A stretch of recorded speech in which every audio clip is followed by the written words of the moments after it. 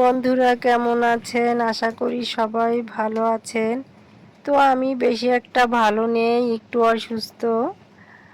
তারপরও একটা রেসিপি করার জন্য চলে আসলাম আপনাদের মাঝে। তো আজ করব কাঁকরোল দিয়ে চিংড়ি মাছ ভাজা। তো মজাদার এই রেসিপিটা আমার ছোট ছেলে খুবই পছন্দ করে, অনেক মজা করে খায়। তো আমি কাঁকরোল গুঁড়ো পেরে নিব। এটা আমার ভাইদের ছাদ বাগান, তাদের ছাদে অনেক কাঁকরোল ধরেছে। তো আমি চলে আসলাম ছাদ বাগানে কাঁকরোল তুলে নিতে। বন্ধুরা যারা আমার ভিডিও দেখেন বা দেখবেন, অবশ্যই প্রথমে একটা লাইক দিয়ে দেখা শুরু করবেন। দয়া করে শুধু কমেন্ট করে যাবেন না, আপনাদের ভালোবাসা আর সহযোগিতা একান্ত কাম্য করি। তো আপনাদের ভালোবাসা আর সহযোগিতা আমার যেমন প্রয়োজন, আমি তেমনিও আপনাদের পাশে থাকব, সহযোগিতা করব ইনশাআল্লাহ। তো কাঁকরোলগুলি আমি তুলে নিলাম। এবারে চলে যাব আমি রান্নার রেসিপিতে। তো আমি কড়াইয়ে সাদা তেল দিয়ে দিলাম।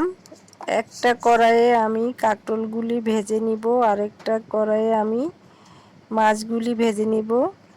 তো কাঁকরোলগুলি কুটে ধুয়ে দিয়ে দিলাম স্বাদ মতো লবণ, মরিচ বাটা, পেঁয়াজ রসুন আমি একসাথে বেটে রেখেছি।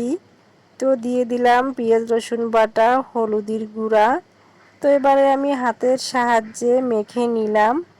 তো আমার মাখা হয়ে গেছে। এবারে আমি কড়াইয়ে দিয়ে দিব। কড়াইয়ে দিয়ে নেড়ে চেড়ে কিন্তু এবারে আমি ভেজে নিব।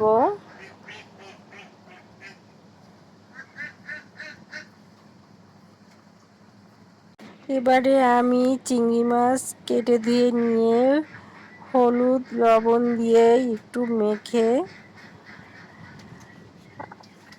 আবারও মরিচ বাটা দিয়ে আমি মেখে নিব।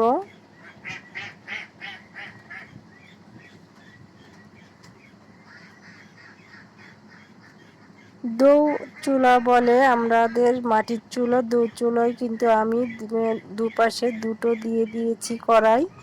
তো চিংড়ি মাছগুলো একটাই দিয়েছি এবং কাঁকরোলগুলো আরেকটাই দিয়ে দিয়েছি। তো এবারে একসাথে দুটোই আমি ভেজে নিব। তো নেড়ে চেড়ে আমি চিংড়ি মাছগুলি লাল লাল করে ভেজে নিব। বন্ধুরা যারা আমার চ্যানেলটি এখনো সাবস্ক্রাইব করেন নাই, ভালো লাগলে অবশ্যই সাবস্ক্রাইব করে আমার পাশে থাকবেন আর সহযোগিতা করবেন।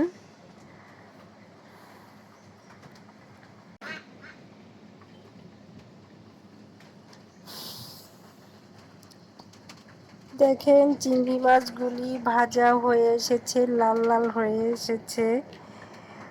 তো আমি চিংড়ি মাছগুলি ভেজে তুলে নিব।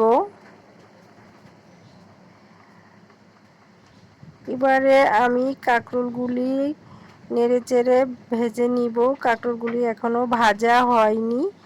তো আমি অল্প জালে কাঁকরোল ভেজে নিতে হবে, কারণ এতে আমি একটু পানি দিব না, পানি ছাড়াই তেলের উপরে আমি ভেজে নিব। তো কাঁকরোলগুলি লাল লাল করে আমি ভেজে নিচ্ছি, আর চিংড়ি মাছগুলো আমি লাল লাল করে ভেজে নিয়েছি। তো বন্ধুরা এভাবে কাঁকরোল চিংড়ি মাছ লাল লাল করে ভেজে খেতে কিন্তু খুবই মজা। তো এবারে আমি দিয়ে দিব চিংড়ি মাছ ভাজা কাঁকরোলের মধ্যে। চিংড়ি মাছ দিয়ে আমি নেড়ে চেড়ে আবারও কিছুক্ষণ একসাথে ভেজে নিব। এই রেসিপিটা চাইলে আপনারা পান্তা ভাতেও খেতে পারেন, গরম ভাতেও খেতে পারেন। দুটাই মানে পান্তা ভাত আর গরম ভাতের সাথে অসাধারণ লাগে।